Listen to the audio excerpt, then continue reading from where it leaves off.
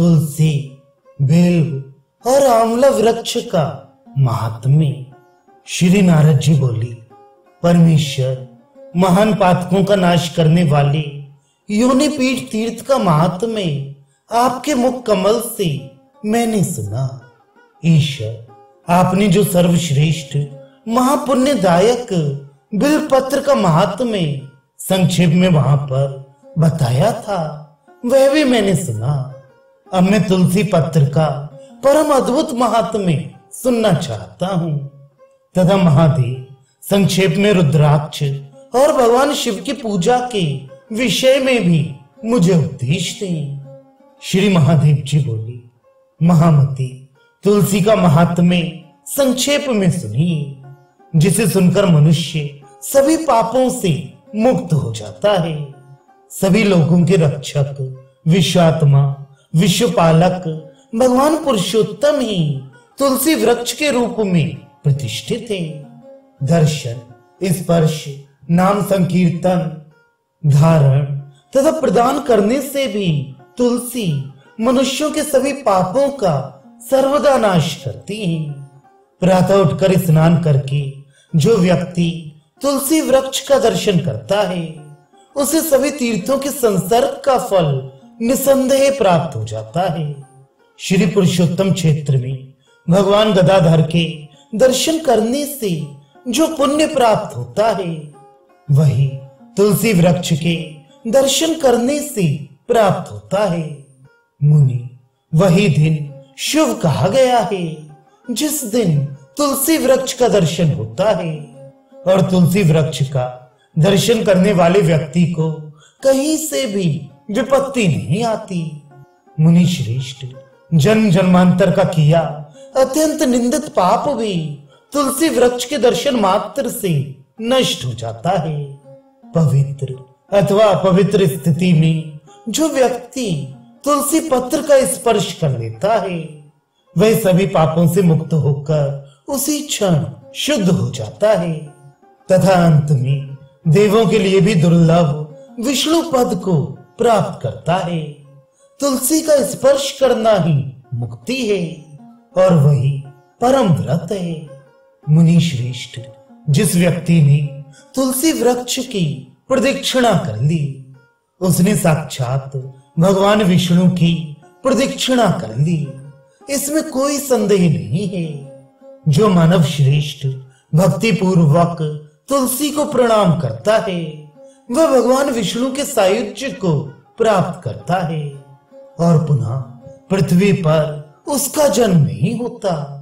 मुनि श्रेष्ठ, जहां तुलसी कानन है, वहां लक्ष्मी और सरस्वती के साथ साक्षात भगवान जनार्दन प्रसन्नता पूर्वक विराजमान रहते हैं। जहां सर्वदेवमय जगन्नाथ भगवान विष्णु रहते हैं, वहीं रुद्राक्ष के सहित मैं तथा पितामह ब्रह्मा सावित्री के साथ रहते हैं। मुनि, इसलिए वह उत्तम स्थान देवताओं के लिए भी दुर्लभ है। उस तुलसी के श्रेष्ठ स्थान में जो जाता है, वह भगवान विष्णु के वैकुंठ धाम को प्राप्त करता है।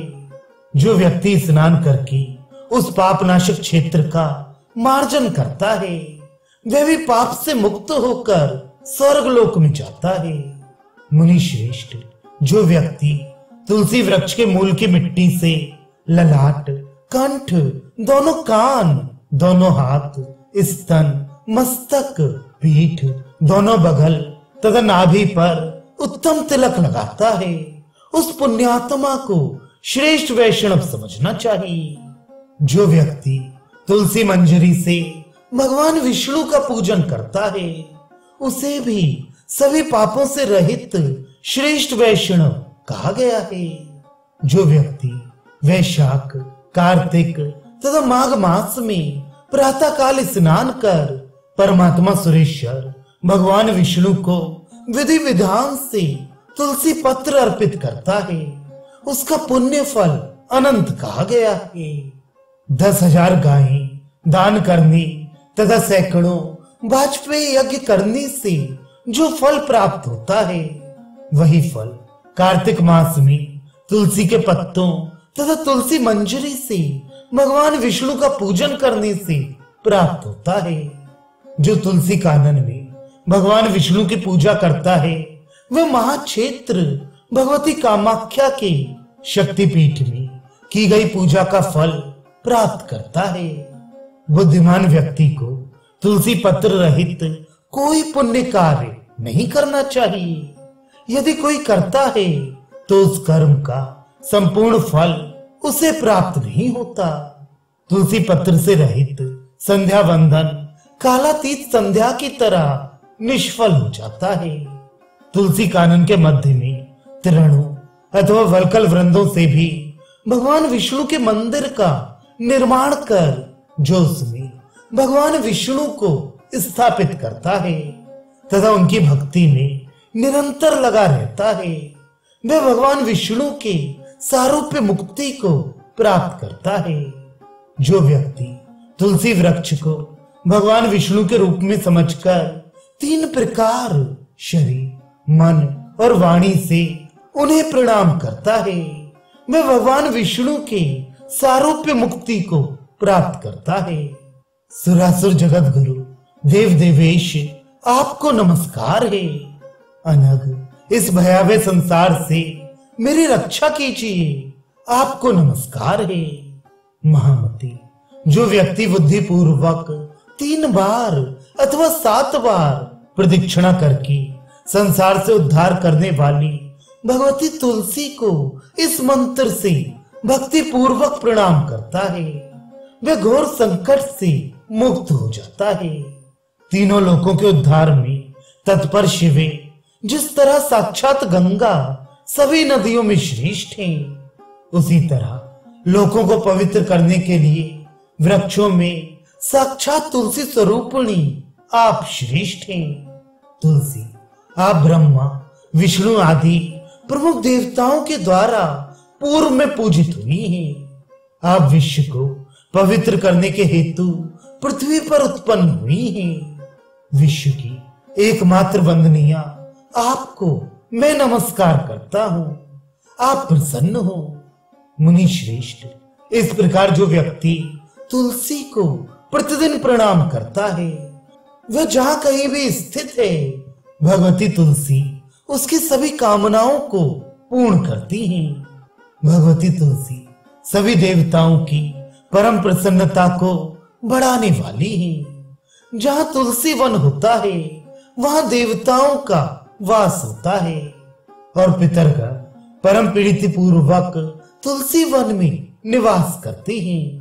फिर देवार्चन आदि कार्यों में तुलसी पत्र अवश्य प्रदान करना चाहिए। इन कार्यों में तुलसी पत्र न देने पर मनुष्य उस कर्म का सम्यक फल प्राप्त नहीं करते। महामती, लोक मुक्तिदा भगवती तुलसी को त्रिलोकीनाथ भगवान विष्णु सभी देवी देवताओं और विशेष रूप से पितरगणों के लिए परम प्रसन्नता देने वाली समझना चाहिए। इसलिए देव तथा प्रीत कार्यों में तुलसी पत्र अवश्य समर्पित करना चाहिए। जहां तुलसी वृक्ष स्थित है वहां सभी तीर्थों के साथ साक्षात भगवती गंगा सदा निवास करती है। मुनि श्रेष्ठ, इसीलिए तुलसी वृक्ष के निकट देह त्याग करने वाले मनुष्यों को वही फल प्राप्त होता है जो गंगा में देह त्याग करने का होता है। यदि अत्यंत भाग्यवशात आंवले का वृक्ष भी वहां पर स्थित हो तो वह स्थान बहुत अधिक पुण्य प्रदान करने वाला समझना चाहिए। महामती, देहधारियों का यदि उस स्थल पर अज्ञान से भी देह त्याग हो जाता है तो उनकी मुक्ति हो जाती है। यह बात सत्य है, सत्य है, इसमें संशय नहीं है। जहां इन दोनों तुलसी और आंवला के निकट बिल्व वृक्ष भी है, वे स्थान साक्षात वाराणसी के समान महातीर्थ स्वरूप है। उस स्थान पर भगवान शंकर, देवी भगवती तथा भगवान विष्णु का भक्ति भाव से किया गया पूजन महापातकों का नाश करने वाला तथा बहु पुण्य प्रदायक जानना चाहिए।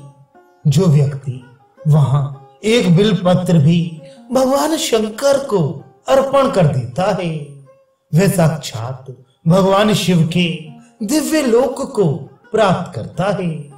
महामती, उसी प्रकार तुलसी पत्र तथा धात्री पत्र अर्थात आंवले के पत्तों द्वारा भगवान विष्णु की पूजा करने से वह व्यक्ति भगवान विष्णु की सायुज्य मुक्ति को प्राप्त कर लेता है।